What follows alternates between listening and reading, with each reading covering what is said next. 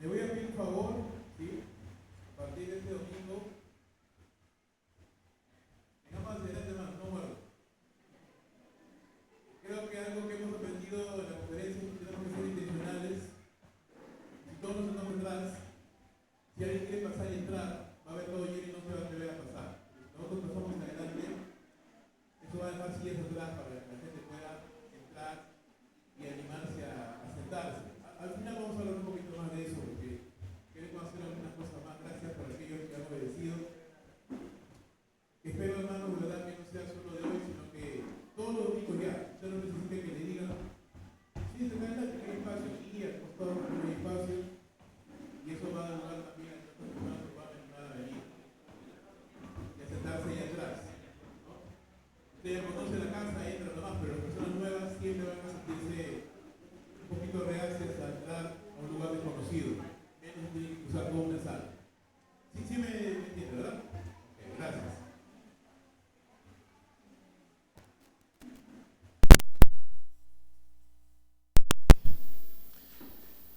Curiosas que sucedieron hace muchos años atrás es cuando se estrenó la película Jesús, el Evangelio de Jesús según San Lucas, que fue una de las películas más proyectadas en muchos de los cines alrededor del mundo. ¿Y cuántos vieron esa película, el Evangelio de Jesús? Hay varios, pero el que es según San Lucas, el que acaba con un llamado a orar, ¿verdad? Y creo que la mayoría hemos visto eso. Estaban ahí involucradas muchas personas y ministerio de Luis Palau, de Billy Graham, me parece. Billy Graham creo que fue, ¿no? El punto es de que esa película fue producida y fue reproducida en muchos países. Y en muchos países reportaron, como por ejemplo en Ucrania, otros países europeos, reportaron miles de conversiones, ¿no? Miles de personas hicieron la oración después de la película. El punto fue, y lo interesante es que al poco tiempo después, cuando las personas que habían hecho estos ministerios y todo ello volvían a los países para poder conversar con las iglesias, saber cómo iban, pues no, los miles de nuevos discípulos que supuestamente habían sido convertidos. La realidad es que casi el 1% o menos de las personas que en su momento hicieron la oración de fe, esa que al final de la película se dice que uno tiene que hacer, al final permanecieron, ¿no? Y muchos se preguntaron por qué, ¿no? ¿Por qué sucedió esto? ¿Por qué pasó? ¿Por qué personas que aparentemente habían entregado su vida al Señor, al final no le terminaban siguiendo? No se traducía eso en una verdadera fe. Y es que hay algo que es terrible, hermanos, y es cuando estamos confundidos o no tenemos un buen concepto, un claro concepto de lo que significa un discípulo de Cristo. Les mencioné hace semanas atrás que vamos a seguir insistiendo en esto todo el tiempo que sea necesario, porque el verdadero discípulo de Cristo no es alguien que simplemente va a la iglesia, no es alguien que simplemente hizo una oración una vez, no es alguien que simplemente canta coros, sino el discípulo de Cristo es alguien que está rindiendo su vida constantemente a la voluntad de Dios y está siendo transformado. Algunas veces, los domingos pasados estuvimos hablando de ello. El verdadero discípulo conoce a Dios, el verdadero discípulo está fundado en la palabra y vamos a ver algunas cosas más, pero hoy quiero compartir contigo, el verdadero discípulo permanece en la palabra, permanece en la palabra. Acompáñame por favor al Evangelio de Juan, capítulo 8, versículo 31. Juan, capítulo 8, versículo 31. Dice la palabra del Señor, dijo entonces Jesús a los judíos que habían creído en él: si vosotros permaneciereis en mi palabra, seréis verdaderamente mis discípulos y conoceréis la verdad y la verdad os hará libres. Le respondieron: linaje de Abraham somos y jamás hemos sido esclavos de nadie. ¿Cómo dices tú seréis libres? Jesús le respondió: de cierto os digo que todo aquel que hace pecado, esclavo es del pecado. Y el esclavo no queda en la casa para siempre, el Hijo sí queda para siempre. Así que si el Hijo libertare, seréis verdaderamente libres. Sé que sois descendientes de Abraham, pero procuráis matarme, porque mi palabra no haya cabida en vosotros. Yo hablo lo que he visto cerca del Padre, y vosotros hacéis lo que habéis oído cerca de vuestro Padre. Señor, te damos muchas gracias por tu palabra, por ese tiempo precioso que nos das de compartir, Señor, las alabanzas y la comunión entre hermanos. Pero háblanos, Señor, en esta mañana por medio de tu palabra. Sigue clarificando en nuestra mente lo que verdaderamente significa un discípulo de Cristo y no solamente ello, pero que esa información se traduzca en que realmente seamos discípulos tuyos, seamos realmente seguidores de Cristo, realmente personas que estemos siendo transformados, siendo constantemente rendidos a tus pies para que tú hagas tu voluntad en nosotros y a través de nosotros. Glorifícate, por favor, te lo pido, por medio de tu palabra en tu iglesia, en el nombre de Cristo Jesús te lo pido, Señor. Amén y amén. Una de las cosas que Jesús, y este capítulo es bien interesante y siempre he querido hacer un estudio completo de todo el capítulo 8 porque es tremendo y el 9 es aún más interesante porque es un contraste, ¿no?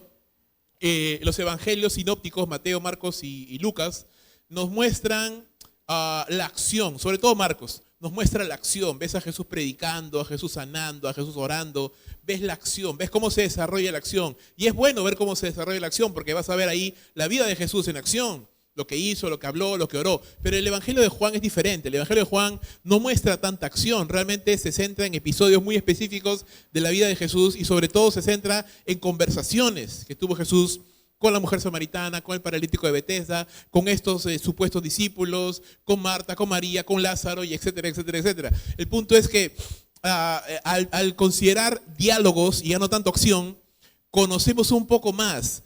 Ya no lo que se hace, sino por qué se hace. Las intenciones, los diálogos, lo que hay en el corazón de las personas, lo que hay en el corazón de Jesús. Y aquí vamos a ver un encuentro bien interesante entre un grupo de personas, no sabemos cuántas eran, seguramente eran varias, pero Juan empieza diciendo que eran personas que habían creído en Jesús. Es decir, eran discípulos de Jesús, o por lo menos eso era lo que parecía. Eran seguidores de Jesús, eran personas que habían en algún momento conocido a Jesús por sus milagros, por sus palabras, por su predicación. Seguramente muchos de ellos habrían sido sanados por Jesús, habrían sido alimentados por Él. Seguramente estaban en capítulo 6, donde Jesús los alimentó con muchas, llamémoslo así, con alimentos. Estuvieron seguramente ahí en Juan 6, y recuerda Juan 6, 66, dice que muchos dejaron de seguirle a Jesús.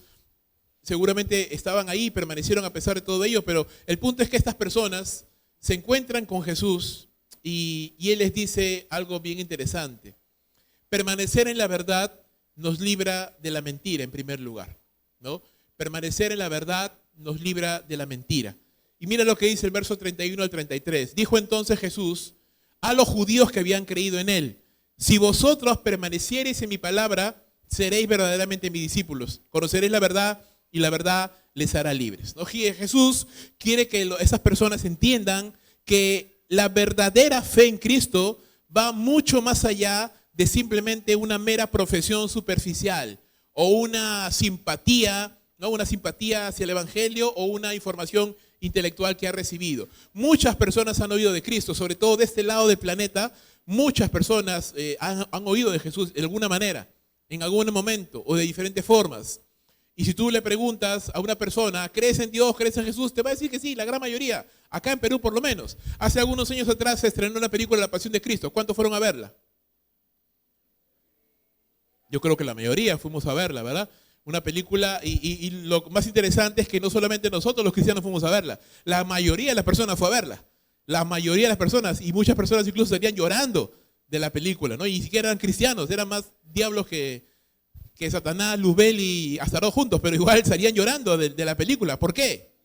Porque muchos fueron a la película por morbo, porque tenemos ese morbo de sangre, de ver cosas así feas, o simplemente les tocó el corazón en un sentido de que sintieron simpatía por aquel que estaba siendo herido, que estaba siendo ajusticiado, o simplemente conocían la historia, tenían un trasfondo católico, un trasfondo cristiano, y conocían la historia y querían ver qué tan buena estaba la película, ¿no? A comparación de las películas anteriores, que dicho sea de paso, esta película de Mel Gibson, La Pasión de Cristo, elevó la valla en realismo y muchas cosas más de las anteriores, ¿no? En las anteriores que pasaban antes en Semana Santa, pues tú veías a Jesús ahí, pero no se veía real, ¿no? Pero en la película de Mel Gibson se ve una cosa impresionante, ¿no? Tú te quedas asombrado pensando, wow, eso es lo que pasó el Hijo de Dios realmente, ¿no? El punto es de que muchas de las personas que fueron allí salieron de la película y continuaron sus vidas como si nada hubiera pasado.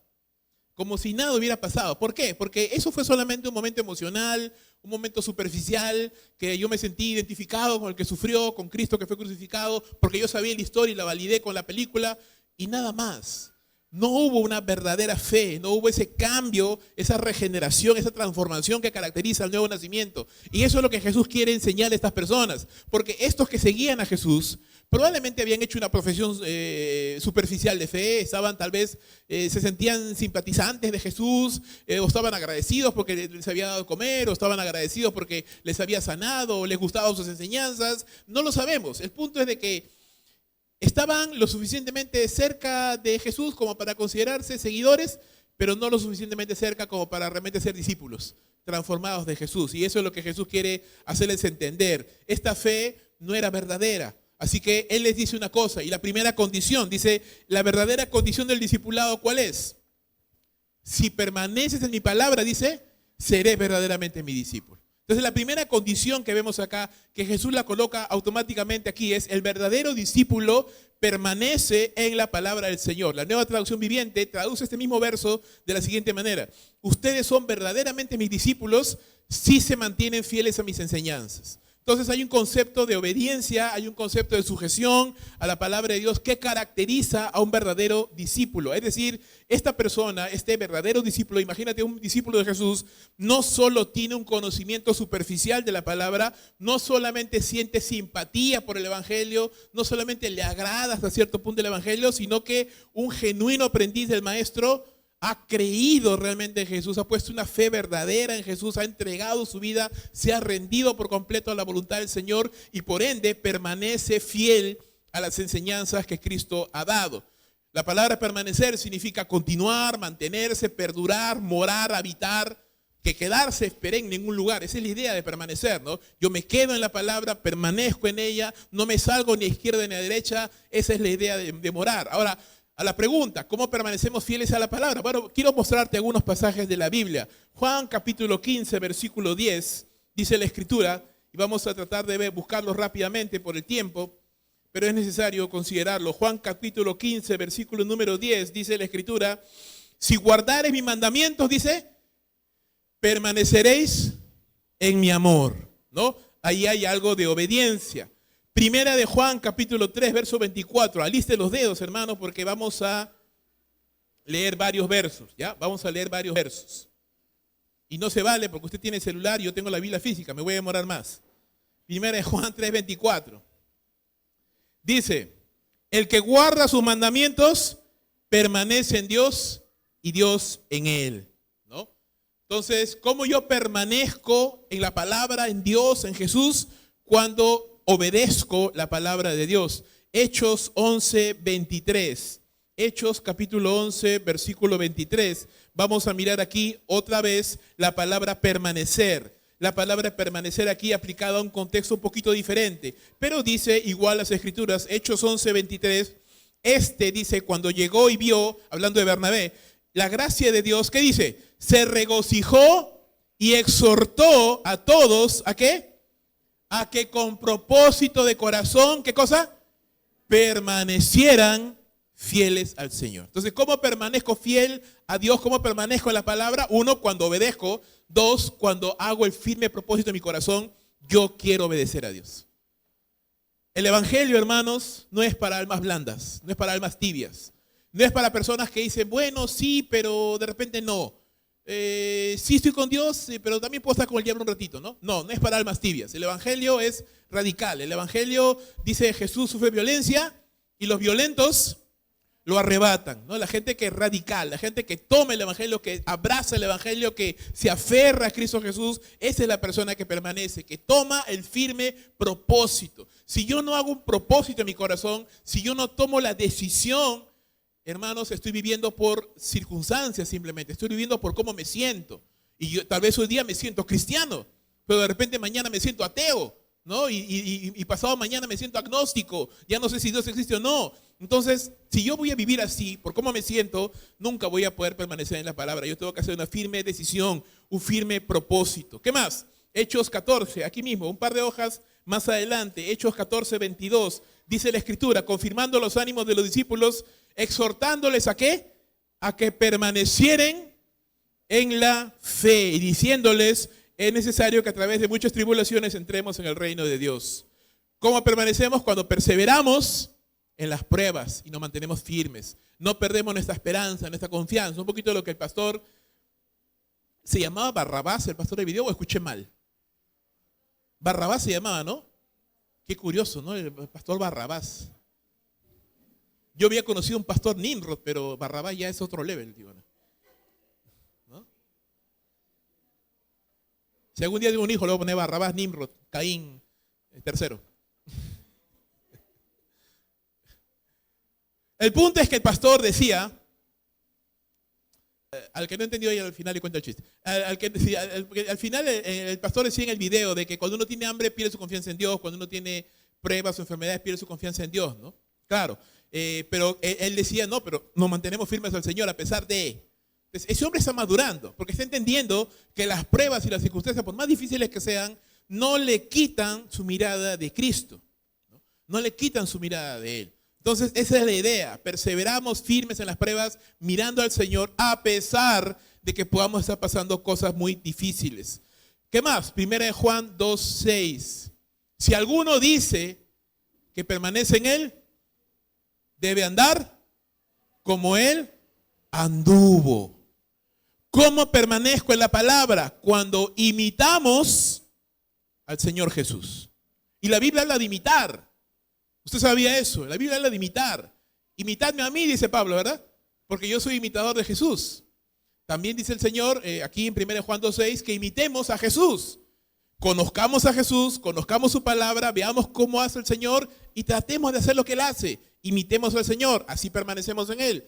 1 Juan 2:10 también está en la misma línea también. Ya estamos terminando, no se preocupe. No la prédica, pero sí los versos me refiero. No se emocione. Recién estamos en la introducción, tranquilo. 1 Juan 2:10, dice la Escritura.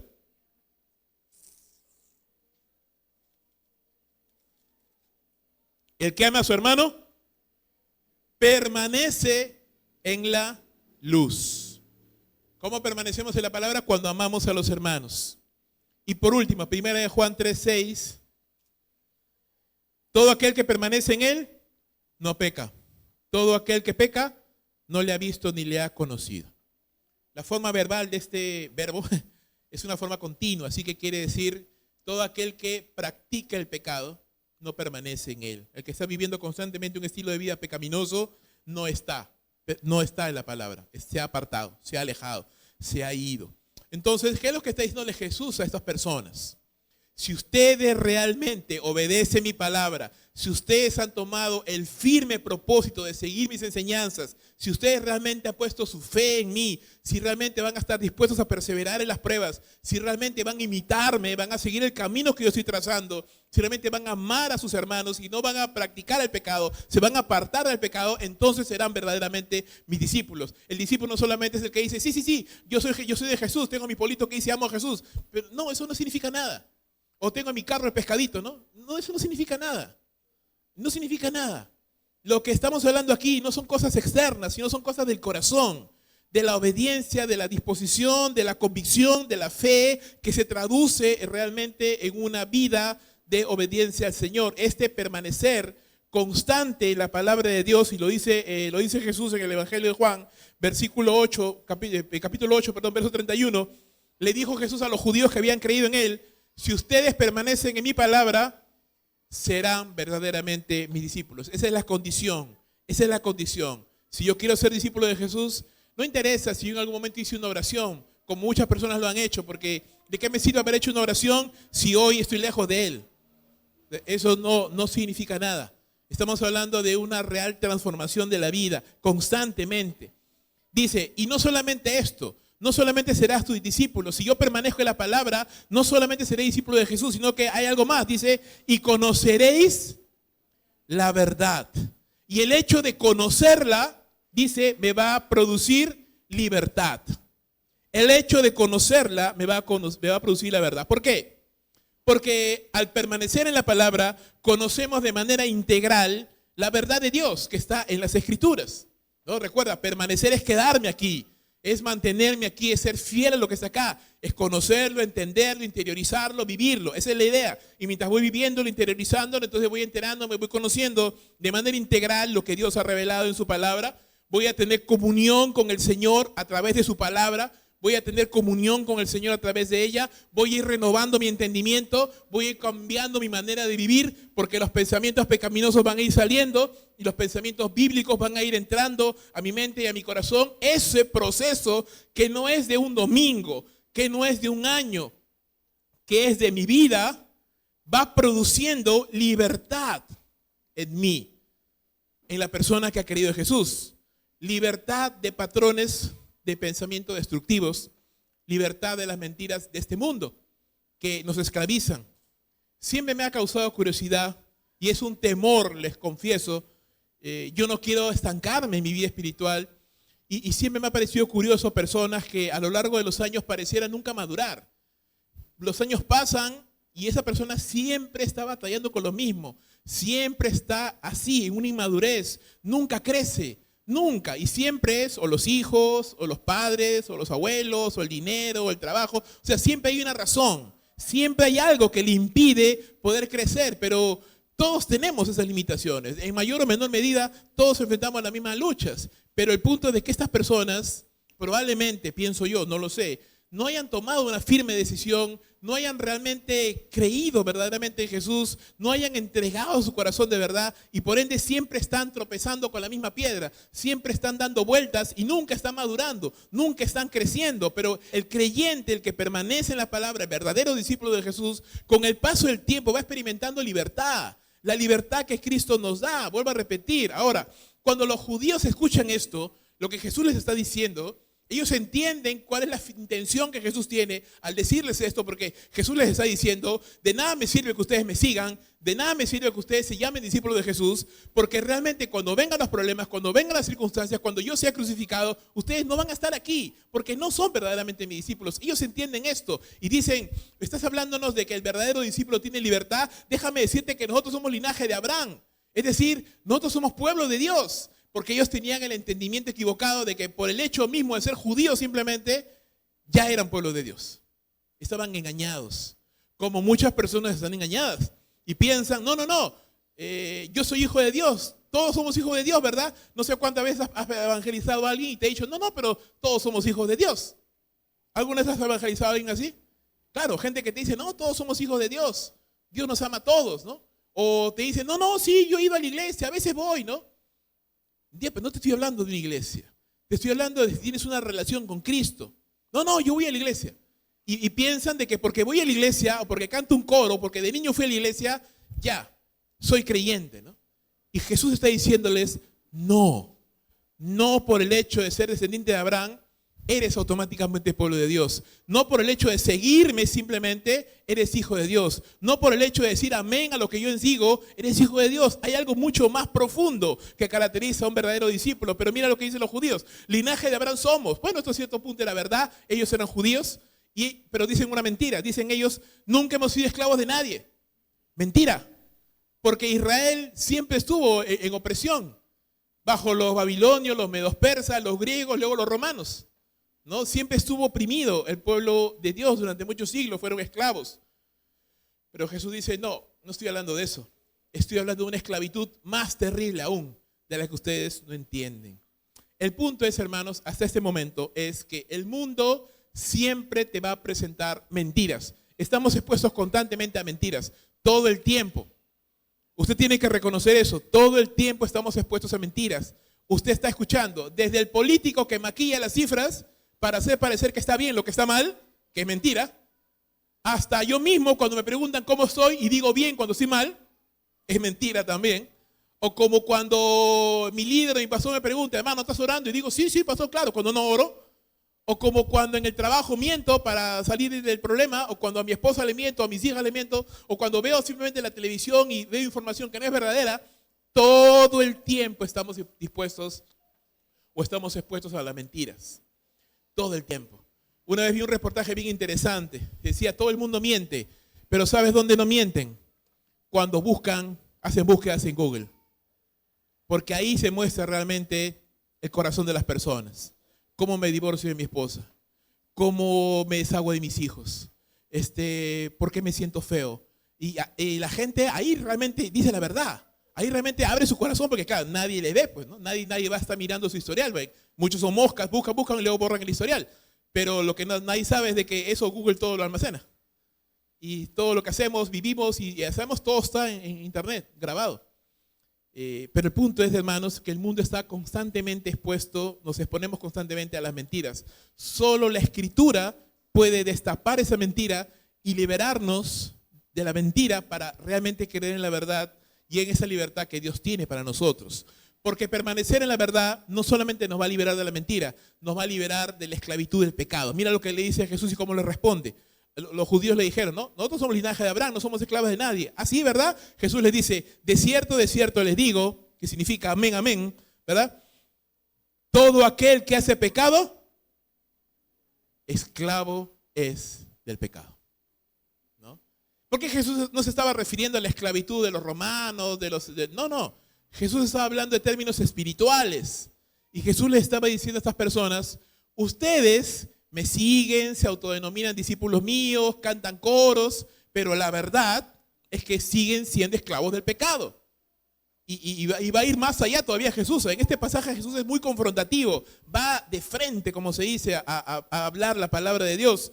Dice, y el esclavo no queda en la casa para siempre, el hijo sí queda para siempre. Así que si el hijo libertare, seréis verdaderamente libres. Yo sé que soy descendiente de Abraham, dice, pero procuran matarme, porque mi palabra no haya cabida en vosotros. Yo hablo lo que he visto acerca del Padre, y vosotros hacéis lo que habéis oído acerca de vuestro Padre. Jesús les dice entonces una segunda verdad. La primera es que si yo permanezco en la palabra, voy a ser un discípulo de Dios, de Jesús, y voy a ser libre. La segunda verdad es de que el que practica el pecado es un esclavo del pecado. No estamos hablando de aquel que peca eventualmente, sino de que constantemente está pecando, el que constantemente está perseverando, no en la palabra, sino en una vida pecaminosa, en una vida apartada de Dios. Eso es lo que dice Jesús. Mira lo que dice Pablo en Romanos 6:16. ¿No sabéis que si os sometéis a alguien como esclavos para obedecerle, sois esclavos de aquel a quien obedecéis? Sea del pecado para muerte, o sea de la obediencia para justicia. Todo ser humano, hermanos, es esclavo. Sea del pecado para su muerte y destrucción, o sea de Cristo para la verdadera libertad. Pero todo ser humano está en esclavitud. Pablo dice, éramos esclavos del pecado antes de conocer a Cristo. Cuando hemos conocido a Cristo, ya no somos esclavos del pecado. ¿Ahora qué somos? Esclavos de Cristo, esclavos por amor, esclavos por gratitud, en esa esclavitud que es la verdadera libertad. Entonces, quien peca constantemente demuestra que es esclavo del pecado, no puede vencerlo. Es hecho esclavo de quien lo venció. ¿Sí? Es hecho esclavo de quien lo venció. Y Jesús dice, el que es esclavo no permanece para siempre. Va rumbo a la condenación, va rumbo al castigo eterno. A diferencia del Hijo que ha sido liberado por Cristo Jesús del pecado, ¿no? El permanecer en la palabra nos hace tener este encuentro con el Señor, esta comunión con el Señor en la cual Cristo nos va liberando. Y si el Hijo nos libera, dice, seremos verdaderamente libres. Si el primer paso es asegurarme que soy un verdadero discípulo, el segundo paso es asegurarme que soy un discípulo que está viviendo en libertad. No soy un discípulo inmaduro, no soy un discípulo que sigo batallando con las ideas del mundo, con la mente del mundo, con el corazón lleno de las cosas del mundo, sino que soy un discípulo que estoy caminando en libertad. Amigo, hermano, asegúrese en primer lugar si usted es un discípulo de Cristo.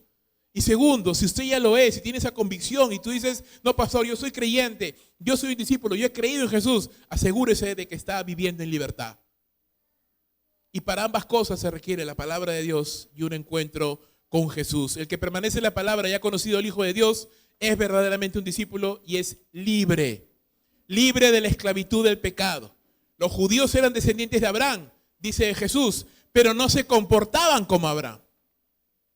No se comportaban como Abraham. Abraham era muy diferente a ellos. ¿Qué pasa entonces? Jesús va al corazón de ellos. Porque estas personas probablemente podían haber engañado a cualquiera. Tú les veías siguiendo a Jesús. Jesús iba para allá, le seguían. Jesús predicaba, decían amén. Jesús les repartía comida, ahí estaban comiendo. Había una comunión entre los discípulos, ahí estaban ellos. Engañarían a cualquiera, pero a Jesús no. A Dios no le podemos engañar, Él conoce el corazón. Y Jesús conoce los corazones de esas personas, como Jesús conoce mi corazón y conoce el suyo también. ¿Y Jesús qué les dice? Primero, ustedes se consideran discípulos, pero en el fondo de su corazón no es cierto. Y sucede algo bien interesante, porque recuerda, el pasaje empieza diciendo que Jesús habló con los discípulos que habían creído en él. Pero mientras ellos iban conversando con Jesús y Jesús les estaba exponiendo la palabra, esa supuesta simpatía que tenían al inicio, ese supuesto interés que ellos tenían al inicio, se fue transformando en rencor, en enojo, en odio, al punto que al final del capítulo 8 habían tomado piedras para apedrear al mismo que hace unos instantes decían que era su maestro y su señor. En un momento se habían transformado, no, habían revelado simplemente lo que había en su corazón. Más allá de la capa superficial de religiosidad, más allá de la capa superficial de sí, soy un buen creyente, voy a la iglesia, más allá de eso, el verdadero corazón, el verdadero meollo, cuando fueron confrontados con la verdad, cuando Cristo les mostró lo que verdaderamente significa un discípulo de Jesús, ellos no estuvieron dispuestos y revelaron lo que realmente había en su corazón. Ellos no querían seguir a Jesús. Ellos no iban a someterse a Dios, no lo iban a hacer. Y realmente se mostró lo que ellos eran. Mientras hablaban con Jesús y eran expuestos a la verdad. Ese es el detonante. ¿Qué es lo que hace que una persona abra su corazón realmente? La palabra de Dios. Cuando una persona es expuesta constantemente a la palabra de Dios, la palabra de Dios tiene poder, hermanos. ¿Cuántos creen eso? La palabra de Dios tiene poder. Es viva y eficaz. Penetra, dice, hasta partir el alma y el espíritu, las coyunturas y los tuétanos, discierne la mente y los pensamientos del corazón. La palabra es viva, va a penetrar, va a abrir y mostrar lo que realmente somos, lo que realmente sentimos, lo que realmente pensamos. La supuesta simpatía inicial por Jesús se volvió rechazo, al punto que Jesús le dijo: ustedes procuran matarme. Pero ¿en qué momento habían hablado de matarlo? No habían hablado de matarlo, pero en su corazón ya lo estaban considerando, ya lo estaban pensando. ¿Qué más dice Jesús? Sé que soy descendiente de Abraham. Ustedes son judíos, no lo voy a negar, pero no son verdaderos hijos de Dios. Procuran matarme. ¿Por qué? Dice, porque mi palabra no haya cabida en vosotros. Y esto enlaza directamente a la parábola del sembrador. ¿Cuántos han oído la parábola del sembrador? La parábola del sembrador es la principal de todas las parábolas. No me acuerdo con quién hablaba hace poquito de ello. Porque hablamos con Ernesto, ¿verdad? Estábamos hablando de esto, porque Jesús dice, si no entienden esta parábola, ¿cómo van a entender las demás? La parábola del sembrador es central, es principal. Si tienes que estudiar alguna parábola, estudia la parábola del sembrador, porque esa es la principal de todas. ¿Por qué? Porque la parábola del sembrador nos muestra la tierra, que es el corazón de la gente. Y hay diferentes tipos de corazón. Hay corazones incrédulos, la que está junto al camino, ¿verdad? Que la palabra nunca haya cabida ahí. La que está sobre espinos, la que está sobre piedras, la buena tierra, que da fruta 30, 60, 100 por uno. Esa es la tierra del creyente verdadero, donde la palabra ya cabida y da fruto. Pero las otras dos, yo te voy a mostrar una de ellas. Marcos 4:18 dice, la tierra que está sembrada, la semilla que fue sembrada entre espinos, o sea, la tierra que tenía espinos. Dice, estos son los que fueron sembrados entre espinos, los que oyen la palabra, pero los afanes de este siglo y el engaño de las riquezas y las codicias de otras cosas entran y ahogan la palabra y se hace infructuosa. Eso es de lo que está hablando Jesús. Son personas que oyen la palabra.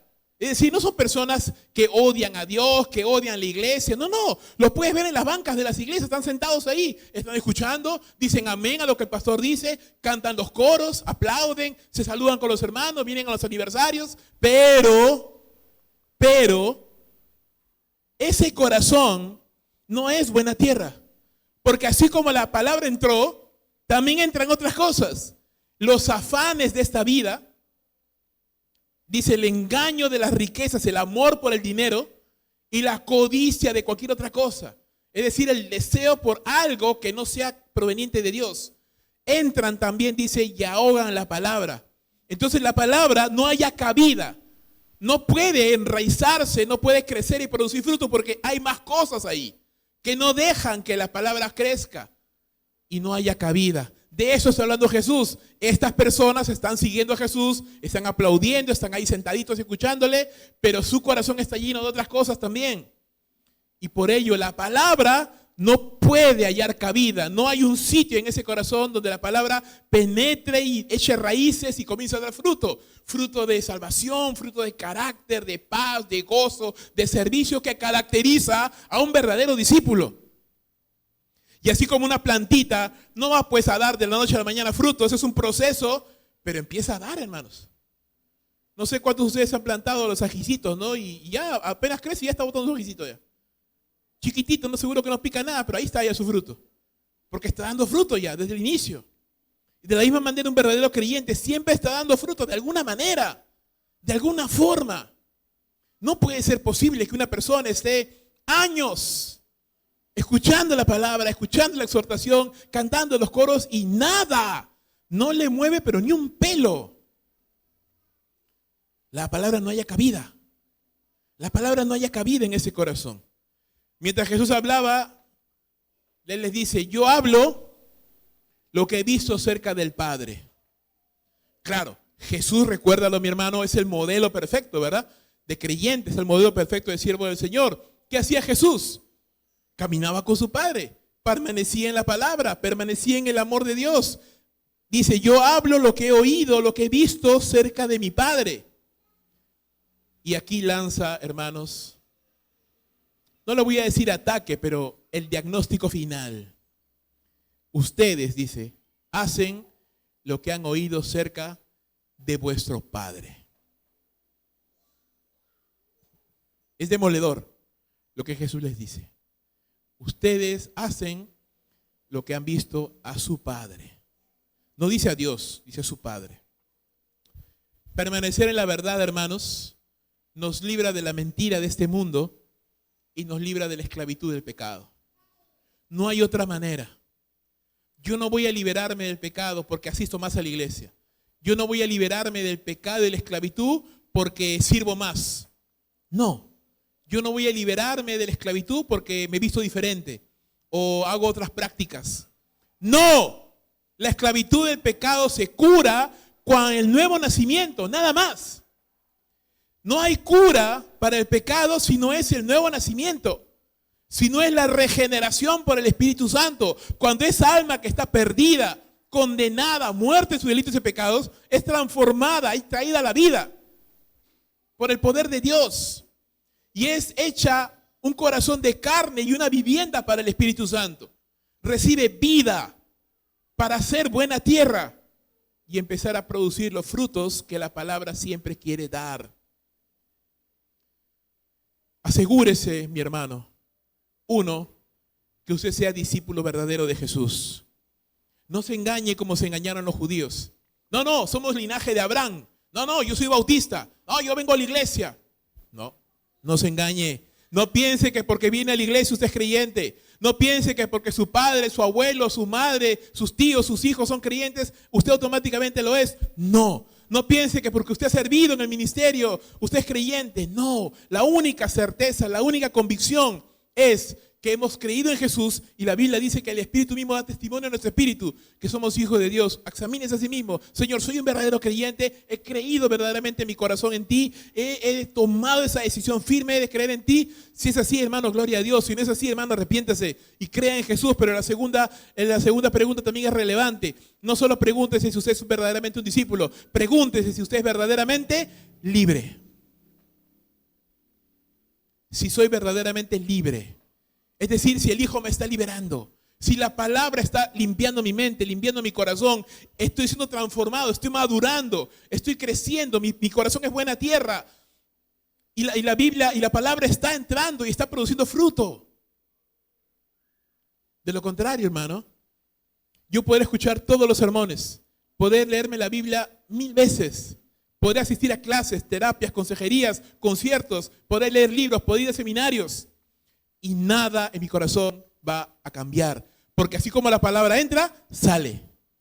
Así como la palabra entra, sale. No da fruto, no haya cabida. No hay cabida, porque ese corazón ya está lleno de otras cosas. De codicia, de engaño, de amor al dinero, de amor a mí mismo, de pasiones desordenadas. Está lleno el corazón, no entra la palabra ahí. Y eso probablemente es indicativo de que no soy verdaderamente un discípulo de Jesús. No digo que un discípulo de Jesús es perfecto, no digo que un discípulo de Jesús nunca peca, no es cierto. Lo que digo es que un discípulo de Jesús sabe. Usted sabe, hermano, yo sé cuando no estoy andando bien delante del Señor. Yo lo sé, porque el Espíritu me redarguye, hermano. Yo sé cuando no estoy andando bien delante del Señor. ¿Y qué es lo que tengo que hacer? Arrepentirme, obedecer, cambiar, comenzar a tomar decisiones, ponerle a Dios en primer lugar. Los afanes de esta vida, el trabajo, el dinero y tantas cosas más, tienen su lugar, hermano.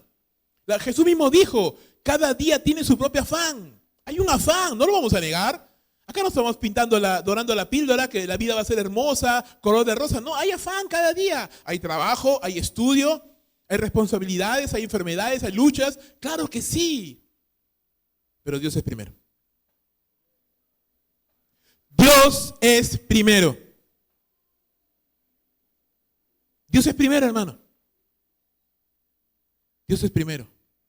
Su palabra es primero. Todo tiene un lugar. Yo siempre lo digo. Usted puede trabajar, puede estar muy ocupado, puede tener el domingo como único día para descansar. Es verdad. Yo quisiera tener siquiera un domingo. No tengo ni domingo todos los días. No hay descanso para mí. A veces por ahí me chapo ahí una media tarde, una mañana, no sé, pero el punto es de que hay prioridades. Domingo en la mañana, hermanos, es del Señor. Domingo en la mañana es del Señor. Usted después puede barrer, planchar, lavar, todo lo que te quiera, pero domingo en la mañana es del Señor. La oración, la palabra, son cosas fundamentales. Oh, tengo tantas cosas que hacer. Sí, está bien, pero no te va a hacer nada tomar 15 minutos, 20 minutos, media hora para leer la Biblia, para orar un momento. No te quita nada y te beneficia mucho más bien. Dios es primero, hermanos. ¿Por qué muchos creyentes no están siendo liberados? Porque no permanecemos en la palabra, pues. Porque nos engañamos como los judíos se engañan. Piensan, no, yo soy linaje de Abraham. No, mi pastor es bautista, yo soy bautista, canto coros. Eso no es nada, hermano. No es nada. Nada. No significa nada. No estoy diciendo que no tengas que congregar. Eso tiene su parte y su importancia. Pero si piensas que con eso vas a sobrevivir, te estás engañando a ti mismo. No, nadie sobrevive con un solo sermón a la semana. Nadie sobrevive leyendo la Biblia una vez al mes. Nadie sobrevive orando una vez a la semana. Nadie. Por eso caemos. Por eso no somos transformados. Nuestro carácter sigue siendo el mismo. Inmaduro, conflictivo, agresivo, falta de perdón, rencor, amargura. No cambiamos. ¿Qué dice la Biblia? Si permanecéis en mi palabra, seréis verdaderamente mis discípulos, y conoceréis la verdad y la verdad os hará libres. Si el Hijo libertare, dice, seréis verdaderamente libres. No la mentira que muchas veces pensamos. No, yo soy libre. A mí nadie me dice lo que tengo que hacer. Yo soy libre. Eso no es verdad. Eres esclavo, dice Jesús. Esclavo de tu pecado. Porque no puedes dejarlo. No puedes dejarlo. Entonces yo me imagino que mientras Jesús hablaba con los discípulos, ellos la miraban, se sentaban así, no sabían cómo sentarse, miraban para arriba, para abajo, otros se codeaban, se arañaban, se jalaban la barba, el cabello, no sabían qué hacer, porque les estaba hablando a ellos, pues la palabra muchas veces te confronta. Y sucede algo interesante, ¿no? Esa simpatía por Jesús empieza a convertirse en rencor, en enojo, en odio. Sucede con ellos en poco tiempo lo que muchas veces sucede con creyentes a lo largo de más tiempo. Yo he conocido personas, hermano, en estos años que tengo en el Señor, que empezaron bien, que cantaban con nosotros, alababan con nosotros, servían con nosotros. Yo me acuerdo muchos jóvenes conmigo, hacíamos mimos, teatros. Hoy los miras y odian el cristianismo, no quieren saber nada de Dios. Oportunidad que tienen para rajar y hablar mal del cristianismo, de la iglesia, lo hacen. ¿Por qué tanto odio? ¿Por qué tanto rencor? Porque nunca realmente entregaron sus corazones a Dios. Y este mundo no te va a dejar, hermanos, hasta que nosotros nos volvamos enemigos completamente de Dios. Por último, permanecer en la verdad revela a quién le pertenecemos. Verso 39. Respondieron los discípulos y le dijeron, nuestro padre es Abraham, por si acaso. Nuestro padre es Abraham. Demórate un poquito, Jesús. Somos judíos de pura cepa. No somos como esos inmundos samaritanos, ¿no? No somos como los perros gentiles, ¿no? No somos como esos romanos, publicanos y pecadores, ¿no? Somos discípulos, perdón, somos hijos de Abraham, el padre de la fe. ¡Wow! Tenemos carta abierta, pase directo al cielo. ¿Qué le dice Jesús? Están engañados. Si fueran hijos de Abraham, dice, las obras de Abraham harían. ¿Y qué hizo Abraham? ¿Qué le caracterizó a Abraham? ¿Cómo se le conoce? Como el padre de la fe. De la fe. Y de la obediencia, porque hasta cuando Dios le dijo a Abraham, entrégame a tu hijo, a tu único, ¿qué hizo Abraham? No, que te has creído, me lo das y me lo quitas. No, no, no, ese es mío ya. No, ¿qué hizo Abraham? Señor, a mi propio hijo lo llevo a morir. ¿Qué le dijo Dios a Abraham? Por cuanto tú no me negaste a tu único hijo, yo te bendeciré. Obediencia. Fe que se traduce en obediencia. Obediencia que es evidencia de la fe. La fe y la obediencia es lo mismo.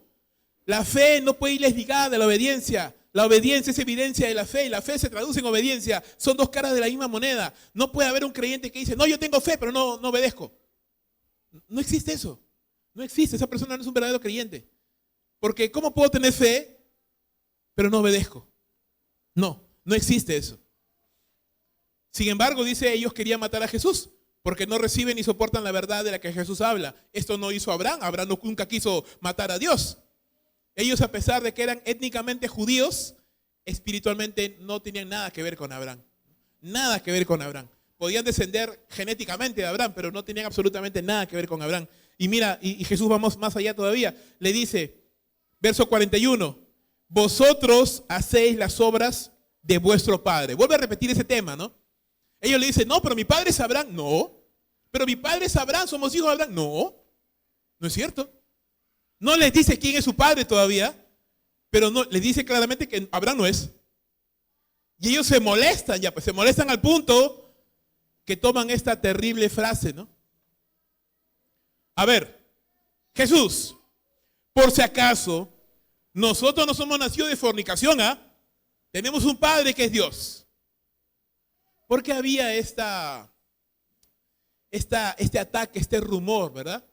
De que Jesús era hijo ilegítimo. Porque recuerda, María se encontró embarazada del Espíritu Santo y José no tuvo nada que ver ahí. Entonces había este rumor, ¿no? De que él era un hijo ilegítimo, un hijo de fornicación. ¿Y qué bajo tienes que caer? No piensen esto, ¿no? ¿Qué bajo tienes que caer para usar eso para atacar a una persona, ¿no? Y ellos sacan eso y dicen, no, a ver, nosotros no somos hijos de fornicación, por si acaso. Nosotros tenemos un padre y todavía y va más allá en su orgullo, ¿no? Nuestro padre es Dios.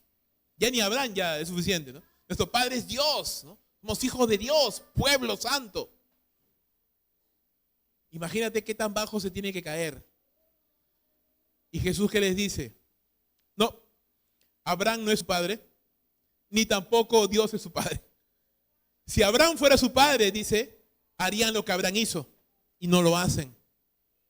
Abraham no es su padre.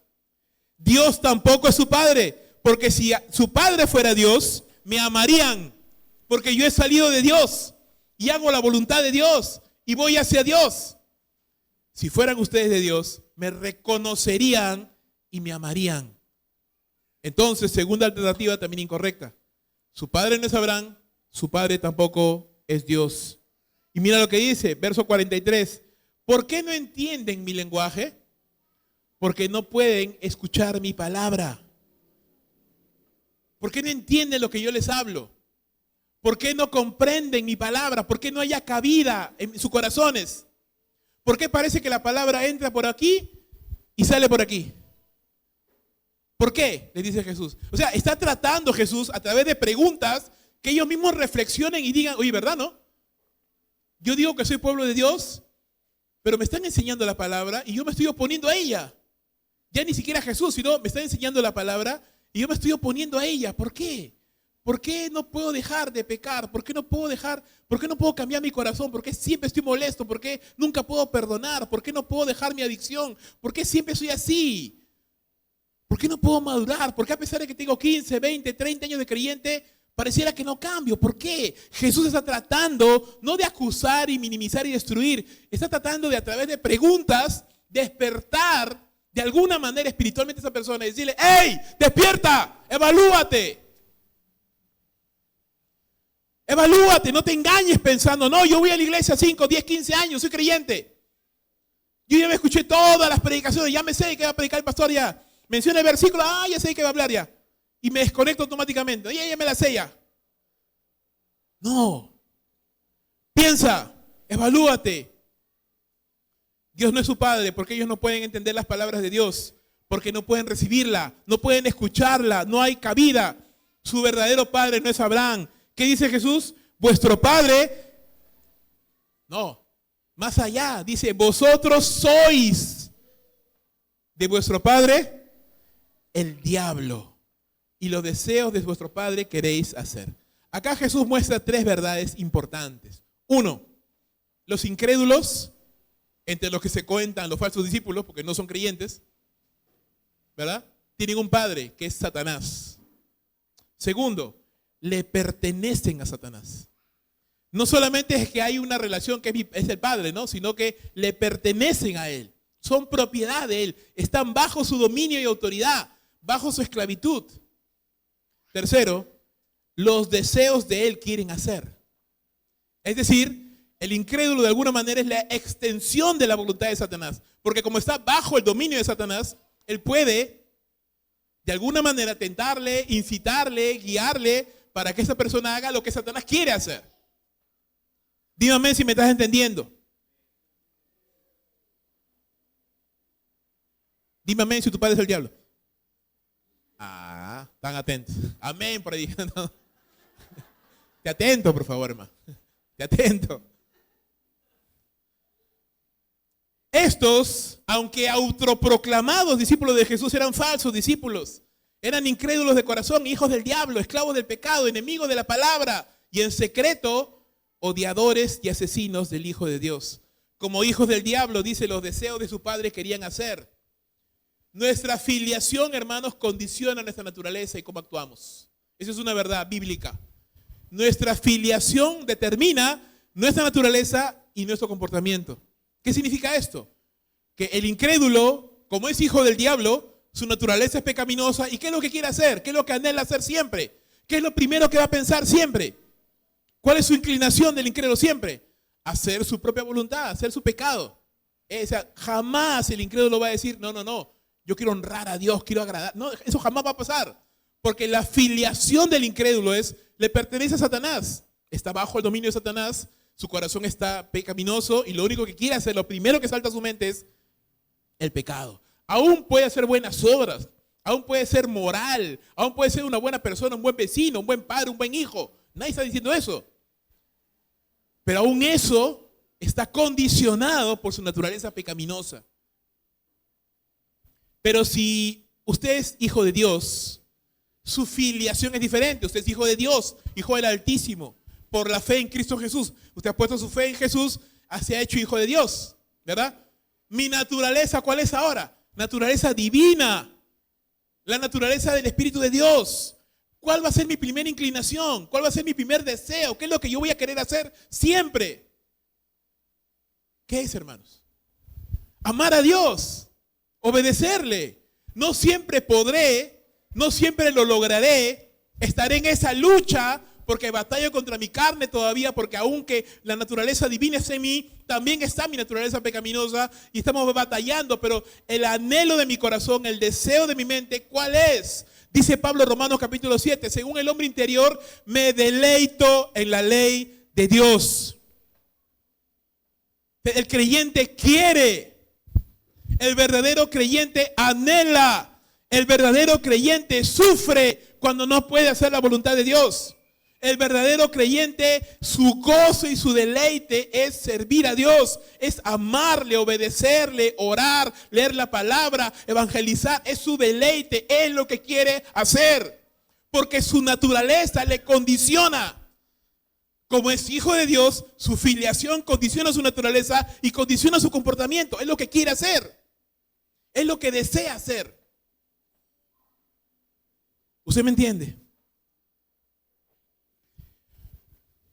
Entonces, cuando estas personas estaban siendo expuestas a la palabra, su comportamiento empezó a cambiar.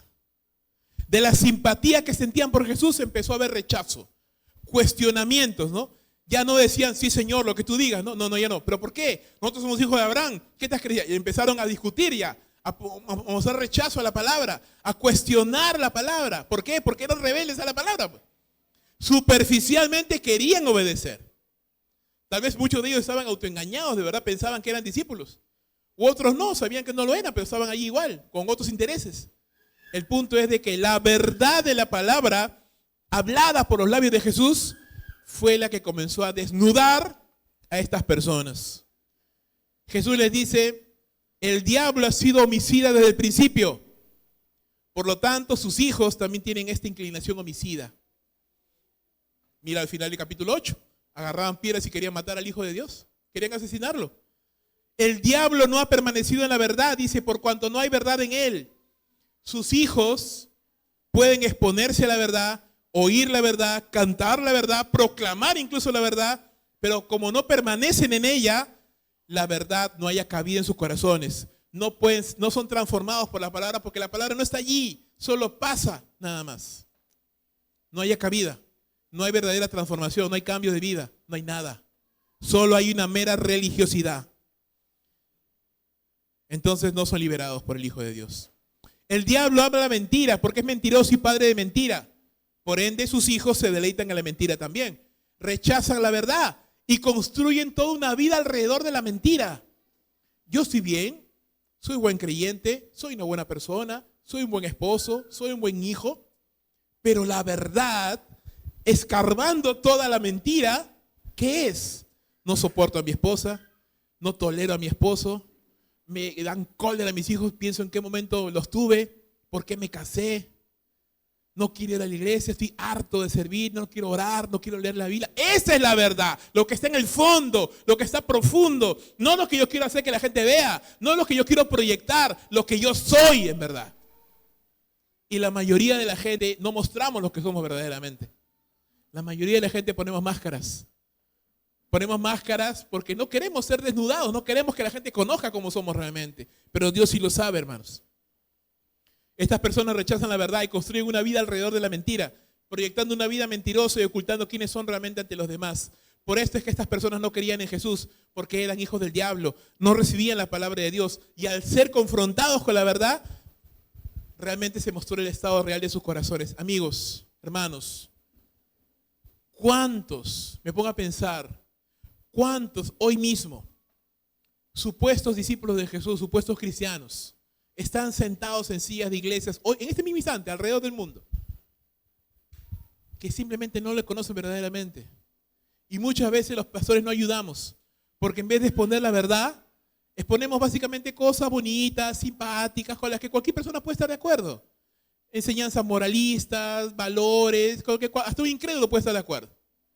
Pero cuando se empieza a predicar la verdad, cuando se empieza a predicar la palabra, el evangelio, las demandas, lo que dice Jesús que significa realmente ser un discípulo, empieza a revelarse lo que realmente hay en el corazón de las personas.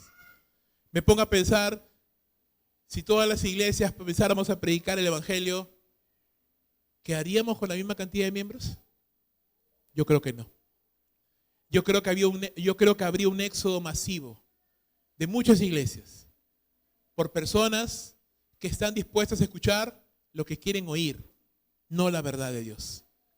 Pero a la vez también habría una llegada de auténticos discípulos de Jesús, que aman a Dios, que aman su palabra, que quieren alimentarse con la Escritura, que quieren, a pesar de sus luchas, a pesar de sus pruebas, a pesar de que a veces caen y tropiezan y resbalan, aman de todo corazón a Dios, quieren servirle, quieren obedecerle y están en esa lucha, están batallando, porque hermano, la vida del creyente es una vida de lucha. Si usted no está luchando, preocúpese. Si usted no está batallando contra el pecado, preocúpese. Si usted no está batallando contra la tentación, preocúpese. La vida del cristiano nunca se supone que sea cómoda. El creyente siempre tiene que estar batallando, luchando, rindiéndose, orando. Señor, ayúdame. Yo quiero obedecerte. No siempre puedo, pero ayúdame. Esa es la vida del creyente, una vida de negación diaria. La vida cómoda, la vida sin demandas, la vida sin exigencias, es una vida falsa. No es la vida de un discípulo de Jesús. Esta parte termina diciendo, verso 46, ¿quién de vosotros me redarguye de pecado? Es decir, ¿quién puede levantar, de todos los que están ahí, quién puede levantar su mano para decir Jesús es un pecador? Nadie, pues nadie podía hacerlo porque Jesús era santo. Y si era santo, tenía autoridad para enseñar. ¿Por qué no le querían obedecer? ¿Por qué no le querían obedecer? Dice Jesús, porque si digo la verdad, ¿por qué no me creen? Si tengo la autoridad y digo la verdad, ¿por qué no me creen? ¿Por qué no me obedecen? ¿Sabes por qué, mi hermano? Porque no es un tema intelectual, no es un tema del entendimiento, no es un tema circunstancial, es un tema del corazón. Es un tema del corazón. En mi corazón yo no quiero obedecer a Dios. En mi corazón yo no quiero rendirme a Dios. No quiero, no me gusta, no lo deseo. Yo está bien que yo congrego, yo doy mi diezmo, mi ofrenda, canto, ya está bien. Pero si me pides más, no estoy dispuesto a hacerlo. No estoy dispuesto a hacerlo. No estoy dispuesto a sacrificarme, no estoy dispuesto a rendirme, no estoy dispuesto a dar más de mí, no. Y eso es una terrible señal, porque es el indicativo de que muy probablemente, amigo, hermano, yo no he conocido verdaderamente a Jesús. Preocúpese, examínese, porque el creyente, hermanos, el creyente va a estar dispuesto. El creyente va a estar dispuesto. Si Jesús dice la verdad, ¿por qué no le creen? Porque estas personas habían endurecido su corazón para obedecer la palabra de Dios. Su naturaleza era pecaminosa, sus corazones estaban llenos de oscuridad, ligeramente iluminada por una velita, ¿no? Y muchas veces somos así, hermanos. Escuchamos la verdad y como que ponemos una velita en un cuarto oscuro, ¿no? Poquito se ilumina, pero no se ilumina todo, porque no hemos creído realmente, no hemos abrazado la fe verdaderamente. Jesús, y con esto termino. El que es de Dios, dice, las palabras de Dios oye. El que es de Dios, las palabras de Dios oye. El que es de Dios, las palabras de Dios obedece. El que es de Dios, a Dios busca glorificar, a Dios busca amar, a Dios busca obedecer. Amigo, mi hermano, no es mi intención desmoralizarle, ni acusar a nadie de inconverso, de creyente. Yo no soy quien para decirle a nadie si usted es creyente o no. Eso yo no lo puedo saber. Solo Dios y cada uno de nosotros sabemos en nuestro corazón si he asegurado mi corazón y soy un verdadero creyente o no. Solo cada persona lo sabe. Pero sí es mi responsabilidad y sí es mi labor desafiarte y animarte a decirte, mi hermano, examínese, porque yo también me examino. Examínese, examine su corazón, examine sus intenciones, examine su vida a la luz de la palabra. Si usted es un verdadero discípulo, gloria a Dios, aleluya. Si no lo es, ponga su fe y su confianza en Jesús. Dígale hoy mismo, en esta mañana, Señor, yo quiero entregarme a ti de todo corazón. Yo creo que Jesús es el Hijo de Dios. Creo que Él vivió una vida perfecta y murió en la cruz y resucitó al tercer día. Yo te entrego mi vida por completo. Yo quiero creer en ti. Yo quiero ser salvo. No quiero ser esclavo del pecado. Puedes decírselo en esta mañana.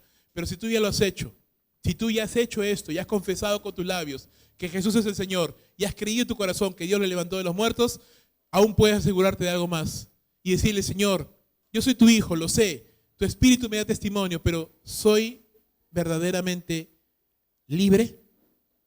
¿Estoy, Señor, caminando en esa libertad en la que tú quieres que yo camine? ¿Estoy creciendo? ¿Estoy madurando? ¿Estoy progresando? La palabra está haciendo efecto en mí. La palabra ya cabida en mi corazón. Mi corazón es buena tierra y yo no estoy presentando ofensa, ni rechazo, ni cuestionamiento a tu palabra, sino te digo, Señor, haz lo que tú quieras cuando tú lo desees, Señor. Haz de mí conforme a tu desees. Yo soy el barro, Señor, tú eres el alfarero. Esa es mi oración, ese es mi corazón, ese es mi deseo, porque ese debe ser el deseo de un creyente. Si es así, mi hermano, adelante, pero si no es así, pelee. Pelee por su vida, pelee por su alma, porque nadie lo va a hacer por usted. Usted tiene que hacerlo por sí mismo, pero Dios le quiere ayudar por medio de su Espíritu Santo y su palabra. Vamos a orar, póngase de pie, por favor. Señor, te damos gracias, te alabamos y te bendecimos en esta mañana. Te rogamos, Señor, que nos ayudes y nos enseñes por medio de la Santa Escritura y del Espíritu Santo a examinar nuestro propio corazón, Señor, a cuestionarnos, no la palabra, Señor, pero sí mi carácter, sí mi vida, sí mi pensamiento, sí mis actos, porque, Señor, tu palabra me muestra cómo es un verdadero discípulo de Jesús y cómo es uno que está engañado. Y cómo es uno que está engañado creyendo que lo es, pero no lo es. Señor, la filiación determina mi naturaleza y mi comportamiento. Si yo soy hijo de Dios, mi naturaleza es de Dios y mi comportamiento es de Dios. Yo voy a imitar a Jesús, voy a seguir tu palabra, voy a guardar tus mandamientos, voy a permanecer en tu verdad. Pero si no es así, la inclinación natural de mi corazón siempre va a ser el pecado, siempre va a ser la inmundicia, siempre va a ser la maldad. Rescátame si es así, Señor, sálvame. Sálvame, oh Dios, dame la salvación que solo tú puedes otorgar a través de la fe en Cristo Jesús. Sálvame, restáurame, ayúdame a pelear la buena batalla de la fe y ayúdame a ser un discípulo verdadero de Cristo, porque, Señor, queremos predicar tu palabra y queremos que en esta iglesia, Señor, hayan discípulos verdaderos. Sé que los hay, pero queremos que sigan viniendo más discípulos verdaderos, no personas que se engañen aquí, que piensen que son creyentes cuando no lo son. Señor, ayúdanos. Y si en algún momento hemos hecho eso, perdónanos. Pero ayúdanos a predicar tu palabra y la verdad. Y ayúdanos, Señor, tocando los corazones de cada uno de nosotros, para que podamos vivir como tú quieres, como tú mandas, como a ti te agrada. Haz de esta iglesia una iglesia santa, una iglesia llena de discípulos, una iglesia que madure y una iglesia donde cada uno de nosotros, Señor, nos estemos entregando constantemente a ti todos los días, cargando nuestra cruz y siguiéndote, Señor, hasta el fin de nuestros días. Oro, Señor, por cualquier persona que en este lugar, Señor, aún no te haya conocido, aún no haya creído. Señor, sálvale. Toca su corazón en esta mañana. Dale la salvación, Señor. Si hay corazones aquí cargados, Señor, atribulados, afanados por el engaño de la riqueza, la codicia del mundo, la vanagloria de los ojos, o por algún pecado, rencor, falta de perdón, amargura. Si hay corazones aquí inmaduros, Señor, que no están creciendo, que no están madurando, que siempre están tropezando una y otra vez en el mismo pecado y nunca pueden madurar. Si aquí hay corazones, Señor, que albergan deseos ocultos. Si acá hay corazones, Señor, que no se están entregando a ti con todo su corazón. Dios mío, podemos engañar al hombre. Podemos elaborar una vida de mentira, una farsa, una careta. Pero ante tus divinos y santos ojos nadie puede esconderse, Señor. Tú, Señor, te paseas entre los candelabros que son las iglesias y tú escudriñas la mente y el corazón de cada uno. Bendito Señor, examínanos, escudriñanos, perdónanos, pero límpianos, santifícanos. Santifica tu iglesia para gloria de tu nombre, Señor. Levanta tu iglesia para gloria de tu nombre. Una iglesia santa, pura, sin mancha. Una iglesia que esté madurando, que esté creciendo, que deje la inmadurez, que deje la niñez, que empiece a caminar, a correr, Señor, para ti. Una iglesia, Señor, cuya primera intención sea siempre servirte, agradarte, honrarte. Porque somos hijos de Dios y los hijos de Dios hacen eso. Honran a su Padre, sirven a su Padre y agradan a su Padre. Gracias te damos, oh Dios, en el santo nombre de Cristo Jesús, mi Señor y Salvador. Amén y amén. Que Dios bendiga su santa y bendita palabra, hermanos.